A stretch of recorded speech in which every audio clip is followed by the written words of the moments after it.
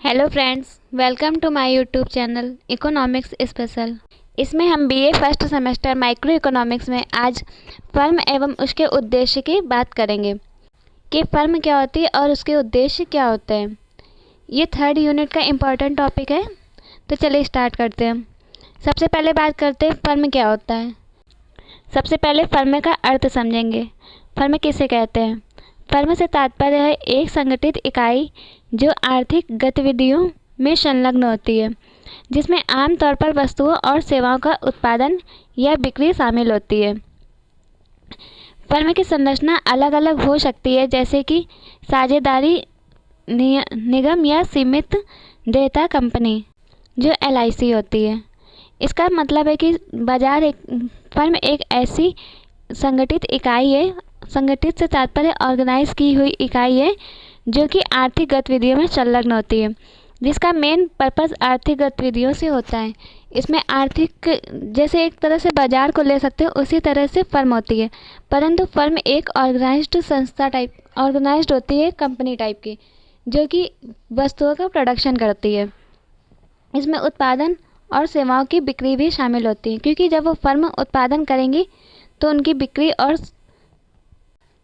और उत्पादन शामिल होता है। फर्म की संरचना अलग अलग हो सकती है। फर्म ऐसा भी हो सकता है कि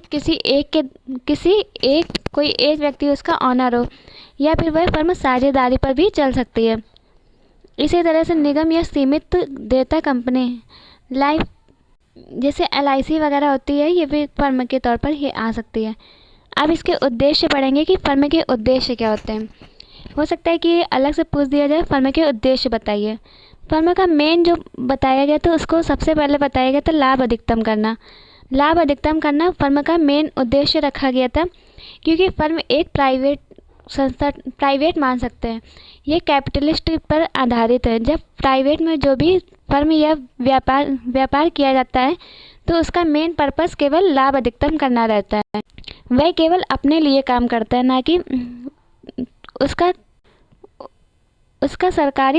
उसका सामाजिक, मतलब कि उसका ये नहीं रहता है कि वह समाज के कल्याण के लिए काम करे, अपितु वह अपने निजी लाभ के लिए काम करता है। इसके बाद इसका दूसरा उद्देश्य जो मुख्य रूप से बताया गया था, वह लाभ अधिकतम करना नहीं, बल्कि बिक्री अधिकतम करना बताया गया था। लाभ अधिकतम करना को काफ़ी सारे अर्थशास्त्रियों ने इसको उन्होंने गलत माना था। इसकी जगह पर उन्होंने बिक्री अधिकतम करना को ज़्यादा वैल्यू दी थी। उसके बाद आता है विकास या वृद्धि का उद्देश्य। फर्म का उद्देश्य होता है विकास या वृद्धि करना, अर्थात जो भी वह प्रोडक्शन कर रही है, उससे उसको और भी ज़्यादा ग्रोथ मिलती रहे, जैसे कि उसकी इनकम और ज़्यादा जनरेट होती रहे, उसका माल अधिक से अधिक बिकता रहे। दीर्घकालीन स्थिरता, ये लोग दीर्घकालीन स्थिरता बनाए रखना चाहते हैं, जिसकी वजह से वह एक अच्छे से, जब कोई भी फर्म अपने लंबे समय तक काम करती है, तो उसका प्रोडक्शन भी ज़्यादा होता है और उसकी बिक्री भी ज़्यादा होती है, जिससे उसको लाभ अधिकतम मिलता है। उपभोक्ता संतुष्टि, फर्म के उद्देश्य में उपभोक्ता संतुष्टि भी इम्पॉर्टेंट है, क्योंकि जब तक जो भी कंज्यूमर होगा वह संतुष्ट नहीं होगा, उसको सेटिस्फेक्शन नहीं मिलेगी, तब तक वह उस प्रोडक्शन का दोबारा यूज़ नहीं करेगा। इस वजह से कंज्यूमर यूटिलिटी भी इम्पॉर्टेंट है। उसके बाद सामाजिक उत्तरदायित्व, उसके समाज के प्रति भी कुछ उत्तरदायित्व हैं, जैसे पर्यावरण संरक्षण, इसी तरह से। अब इसको हम लोग डिटेल में समझेंगे कि फर्म के उद्देश्य क्या क्या है। इसका पहले उद्देश्य है लाभ अधिकतम करना। लाभ अधिकतम करना यह सबसे पुराना और पारंपरिक उद्देश्य है।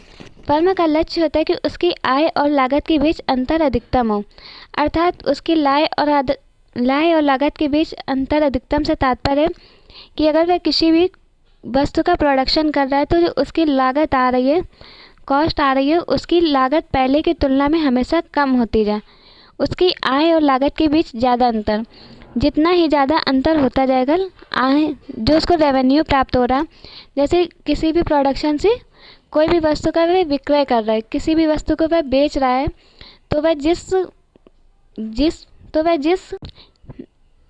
वह जिस कीमत पर बेच रहा है और जो उसकी लागत हुई थी उस प्रोडक्शन को बनाने की, तो वह जितना ही ज़्यादा अंतर होगा उन दोनों के बीच में, तो वह उतना ही लाभ अधिकतम करेगा। जैसे मान लीजिए नॉर्मल से एग्जांपल होता है, कोई भी दुकानदार कोई भी वस्तु लेकर आता है, फर्म जो होती है वो वस्तुएं प्रोड्यूस करती है, परंतु जो अन्य विक्रेता होते हैं वह वस्तु को खरीदते हैं। अब अगर किसी ने कोई भी चीज़ नॉर्मल सी जैसे दाल ही है, वह 100 रुपये किलो अगर ख़रीद के लाता है, तो उसका अगर वो 100 रुपये जो किलो ख़रीद के लाया है ये उसकी लागत हो जाएगी। तो ये इसको 150 या 200 रुपये में बेचेगा। जैसे उसने 120 रुपये में बेची, तो वह जब 120 रुपये में बेचेगा तो उसको 120 और 100 में केवल 20 रुपये का ही अंतर रहेगा, जिसकी वजह से उसको लाभ अधिकतम नहीं हो पाएगा। परंतु यही दाल अगर वह 100 के से 180 या 200 में बेचेगा, तो उसको 80 और 100 रुपये का अधिकतम लाभ होगा। अर्थात जिसका जो इनकम प्राप्त हो रही है, जो उस वस्तु को बेच रहा है और उसकी जो लागत पड़ी है, इन दोनों के बीच जितना ज़्यादा अंतर होगा उसको लाभ अधिकतम प्राप्त होगा। कम से कम लागत में अधिक से अधिक लाभ कमाना फर्म का मेन मोटिव होता है। यह बात तो कुछ सबसे पारंपरिक अर्थशास्त्रियों के अनुसार मानी गई थी कि जो भी कम से कम लागत में अपनी वस्तुओं को अधिक से अधिक बेच सकता है, वह लाभ अधिकतम कमा सकता है। इसके बाद आता है बिक्री अधिकतम करना। बिक्री अधिकतम करने को प्रोफेसर बामोल का मानना था कि किसी भी फर्म का अंतिम उद्देश्य लाभ को नहीं बल्कि बिक्री को अधिकतम करना था। प्रोफेसर बामोल के अनुसार ये था कि उनका मानना था कि लाभ अधिकतम करना हमारा लास्ट पर्पज़ नहीं होना चाहिए था, अभी तो बिक्री को बढ़ाना चाहिए था। क्योंकि जब बिक्री बढ़ेगी तो ग्राहक ऑटोमेटिक बढ़ते जाएंगे, और जब ग्राहक बढ़ेंगे तो एक दीर्घकालीन लेवल पर स्थिरता प्राप्त होगी। क्योंकि बिक्री बढ़ने से बाजार में प्रतिष्ठा बढ़ती है और फर्म का आकार बढ़ा होता है और दीर्घकाल में लाभ होता है। प्रतिष्ठा बढ़ती है अर्थात जब कंपटीशन में अगर कंपटीशन है, क्योंकि मार्केट में कंपटीशन होता ही है, तो जब आपके यहाँ बिक्री ज़्यादा होगी तो मोस्टली ग्राहक आपके यहाँ बना रहेगा, जिससे आपके फर्म का आकार बढ़ेगा और दीर्घकालीन में वो जब बिक्री अधिकतम होगी तो उसको दीर्घकाल में लाभ होगा। परंतु लाभ अधिकतम करने से उसको दीर्घकाल में कोई भी दीर्घकाल के लिए कुछ भी कहा नहीं जा सकता, अगर केवल लाभ अधिकतम करने का सोचेंगे। उसके बाद थर्ड पॉइंट पे आता है विकास या वृद्धि का उद्देश्य। फर्म केवल आज का नहीं बल्कि भविष्य का विकास चाहती है, इसलिए वह उत्पादन, निवेश और बाजार हिस्सेदारी बढ़ाने का प्रयास करती है। उदाहरण टाटा, रिलायंस जैसी कंपनियां निरंतर नए सेक्टर में निवेश करती हैं। जो फर्म होती हैं वह केवल एक जगह पर या एक ही प्रोडक्शन कर अपने आप को स्टॉप नहीं करती, बल्कि वह अपना उत्पादन के साथ साथ निवेश को भी बढ़ाती जाती है। क्योंकि जब वह निवेश बढ़ाएंगी तो उनकी जो बाज़ार में हिस्सेदारी होगी वह बढ़ती ही जाएगी, और जब बाज़ार में उनकी हिस्सेदारी बढ़ेगी तो उनको लाभ और भी अधिक प्राप्त होता जाएगा। उसके बाद आता है दीर्घकालीन स्थिरता। फर्म चाहती है कि वह लंबे समय तक बाजार में टिके रहे, इसलिए वह अपने संसाधनों का संतुलित उपयोग करती है और जोखिमों से बचती है। किसी भी फर्म का ये रहता है कि वह लंबे समय तक चलती रहे, क्योंकि जो लाभ हमको प्राप्त होता है वो स्टार्टिंग में नहीं बल्कि धीरे धीरे करके ही एक लॉन्ग टाइम के बाद प्राप्त होता है। तो फर्म यह सोचती है कि वह एक लंबे समय तक अपनी स्थिरता बनाए रखें। इसी वजह से वह अपने संसाधनों का संतुलित उपयोग करती है, क्योंकि इकोनॉमिक्स प्रॉब्लम भी यही होती है कि संसाधनों का किस तरह से यूज़ किया जा सके कि हमारा जो अनलिमिटेड वांट्स है हमारी वो कंप्लीट हो सके। इसी वजह से जो फर्म होती है वह संसाधनों का संतुलित उपयोग करती है और जोखिमों से बचती है। जोखिमों से बचती है अर्थात वो चाहती है कि उसका नुकसान बहुत ही कम से कम होता रहे। उपभोक्ता संतुष्टि। उपभोक्ता संतुष्टि से तात्पर्य है कि आज की प्रतिस्पर्धी अर्थव्यवस्था में फर्म का उद्देश्य उपभोक्ता को बेहतर गुणवत्ता की वस्तुएं उचित मात्रा पर देना है, जिससे ग्राहक पूरी तरह से संतुष्ट हो और इससे एक फर्म लंबे समय तक कार्य करती रहे।